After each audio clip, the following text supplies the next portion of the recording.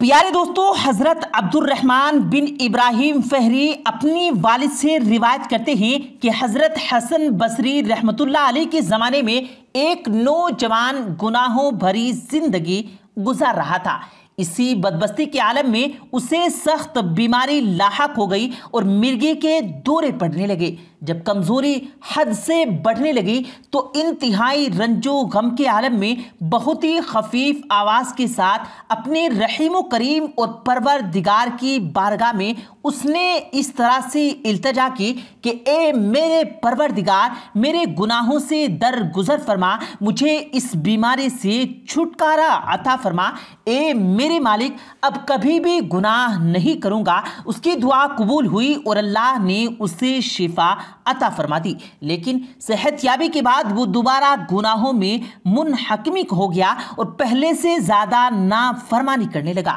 اللہ تعالیٰ نے دوبارہ اس پر بیماری مسلط فرما دی اور پھر گڑگڑانے لگا اور عرض گزار ہوا، اے پروردگار، اس مرتبہ مجھے شفا عطا فرما دے، اب دوبارہ کوئی گناہ نہیں کروں گا۔ اللہ تعالیٰ نے اسے پھر تندرستی عطا فرما دی، لیکن اس کی آنکھوں پر پھر غفلت کا پردہ پڑ گیا اور گناہوں کی طرف مائل ہو کر پہلے سے بھی زیادہ نافرمان ہو گیا۔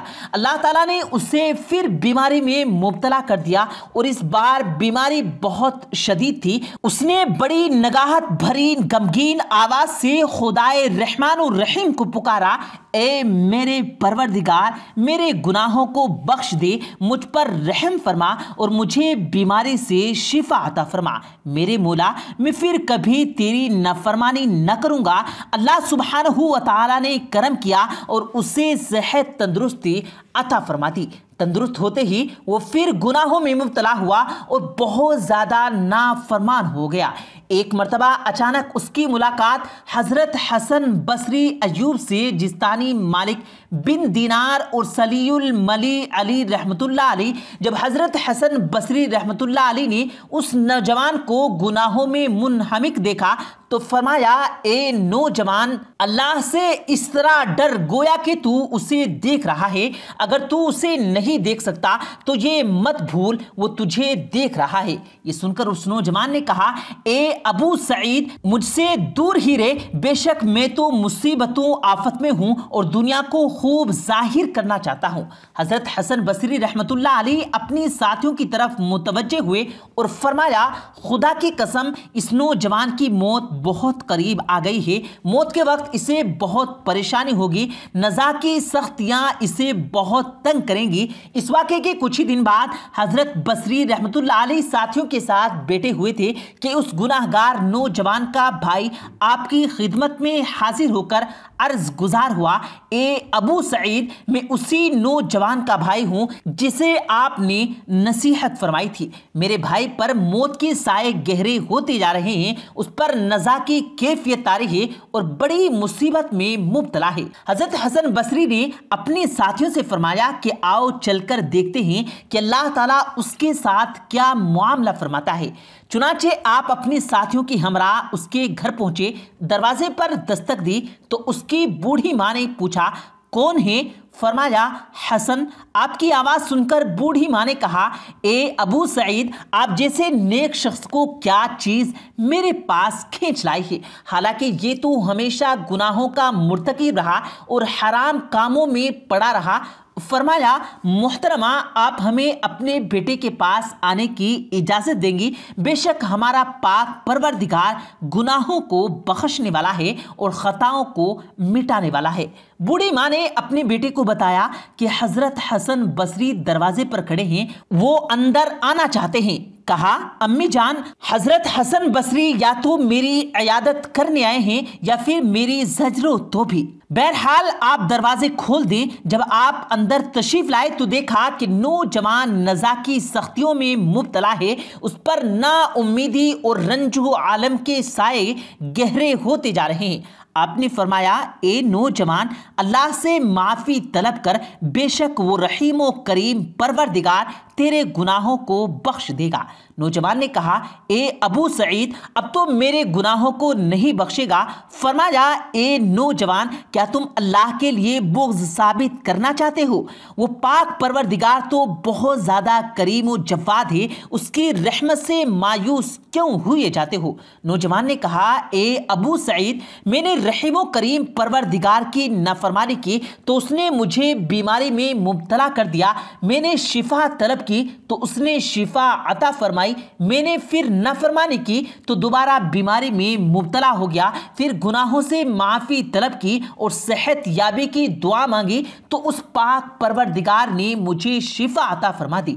इसी तरह गुनाह करता रहा और वो माफ़ करता रहा। अब 5वीं मरतबा बीमार हुआ हूँ। मैंने इस मरतबा उससे अपने गुनाहों की माफ़ी तलब की और सेहत याबी के लिए अर्ज़ की तो अपने घर के कोने से ये एक आवाज़ आई, तेरी दुआएं मुनाजात कबूल, हमने तुझे कहीं मर्तबा आजमाया और हर मर्तबा तुझे झूठा पाया। नौजवान की ये बात सुनकर हज़रत हसन बसरी रहमतुल्लाह अलैह ने अपने साथियों से फरमाया, चलो वापस चलते हैं। ये कहकर आप वहाँ से तशरीफ़ ले गए। आपके जाने के बाद उस नौजवान ने अपनी वालिदा से कहा, ए मेरी माँ, ये हसन बसरी थे, शायद ये मेरी तरफ से मेरे परवरदिगार से नाउम्मीद हो गए हैं। हालांकि मेरा मौला तो गुनाहों को बख्शने वाला और ख़ताओं को दरगुजर करने वाला है। वो अपने बंदों की तौबा ज़रूर कबूल फरमाता है। ए मेरी माँ, मेरे मौत का वक्त करीब है। जब सांस उखड़ने लगे,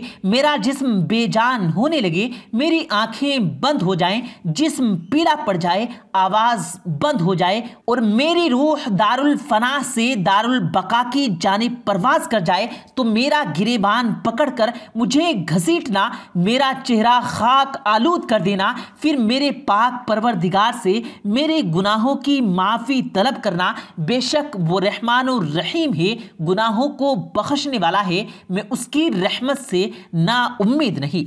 इतना कहकर नौजवान खामोश हो गया। उसकी बूढ़ी माँ ने हस्बे वसीयत उसके गले में रस्सी डालकर घसीटा, उसके चेहरे पर मिट्टी डाली और अपने हाथ आसमान की तरफ बुलंद किए और अल्लाह की बारगाह में इस तरह फरियाद करने लगी, ए मेरे मौला, मैं तुझसे तेरी उस रहमत का सवाल करती हूँ जो तूने हज़रत याकूब अलैहिस्सलातु वस्सलाम पर नाजिल फरमाई और उनके बेटे को उनसे मिला दिया।